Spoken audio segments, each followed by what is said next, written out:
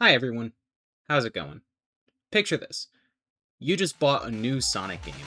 After downloading the physical disc you bought, because that's what you have to do to just play a game nowadays, you're so excited to boot it up and play through some high-speed platforming action with our favorite blue guy. You blast through the first stage with relative ease, then you sit through a cutscene or two, then it drops you into an open area? Ah, the humble hub world. I sure hope you paid attention during the cutscene, because you'll have no way of knowing where the next level is on a first playthrough. This is the problem with hub worlds in Sonic. Now, I can already hear the clacking of keyboards screaming, "Play Shadow!" Skill issue. And I mean, sure. After playing these games a few times, you'll know the hub worlds front, back, and sideways. But think about your first time playing these games. Suddenly it's not a skill issue. And now it's, I was new to the game. I didn't know where to go. There weren't any guides I can find. All valid, by the way, but we have more problems than just getting lost. Another problem is, it breaks up the flow. Me personally, I don't like hub worlds in general. I want to just go from level to level with a cutscene in between. Except maybe in LEGO games. I feel like, especially in Sonic games, flow is really important, and I feel like hub worlds, even the good ones, either interrupt or straight up ruin that flow. Speaking of good hub worlds, let's actually take a look at hub worlds in Sonic games instead of me bitching about it. We'll start off with a hub world I have a lot of positive things to say about. Sonic Adventure 1. Now, a lot of bias here because I adore this game. And this won't be the only example of that, so I'll try to keep that in mind while talking about it. That being said, this is probably the best one. Or should I say, the best ones. I love how alive everything feels. With people walking around and cars driving by, to the time of day that matches whatever level you're about to do. Then there's the ancient ruins. These are my least favorite of the three. Maybe I just don't like them because I got stuck in the jungle as Knuckles. Oh no! Then there's the Egg Carrier. This is probably the most unique hub world in any Sonic game ever. Instead of a jungle or a city, you're on a giant airship, and it's awesome! My favorite part, though, is there's a little floating orb thing that'll give you hints when you get lost. Though, I would have preferred an objective marker or a little dot on the map, but the hint is good enough for when you can't remember where to go. And now on to our next hub world, Sonic 06. Among the many issues 06 has, the hub world isn't the worst.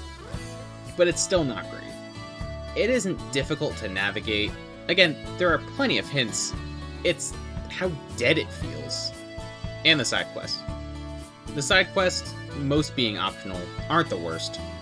Though I didn't do any of the optional ones. So I won't talk too much about them, but I will still dock some points. Though I'm sure it would make some of you angry if I didn't mention Sonic Man. God, he's so cool. The worst offender is how empty and dead it all feels. Sure, there's people around, but they don't really do much. All of their animations are very simple, and their models are very dull and boring with little to no expressions. It feels almost uncanny, if that makes sense. Especially with the jungle area. I'd expect it to be more bright and colorful like other jungle areas in other Sonic games. But no! It still feels lifeless and dull. Which is kinda shocking because the actual levels are really nice, especially the Mach Speed section of Kingdom Valley. They really seem to nail waterfalls. In terms of hub worlds in Sonic games, Unleashed wins, hands down. The other games we've discussed so far were all just one space you explore, aside from the different areas of SA1. With Unleashed, there's various different villages and towns from different parts of the world with their own unique settings, colors, and soundtracks. SA1 made the hub worlds feel alive, but Unleashed made the planet feel alive. And for this reason, Unleashed has my favorite hub worlds of any Sonic game. I'm going to talk about both Gens games in one part because they're pretty similar. Just a huge white space, get it, for you to run to stages and do side quests in order to unlock the boss gate. Sonic Gens Hub isn't bad, it's just boring. Shadow Gens is a bit better because it's 3D with rails and loops everywhere. Basically take Frontiers open world and make it make sense. Speaking of Frontiers, the open area here makes no sense. It looks pretty, don't get me wrong, but all of the rails just kinda show up.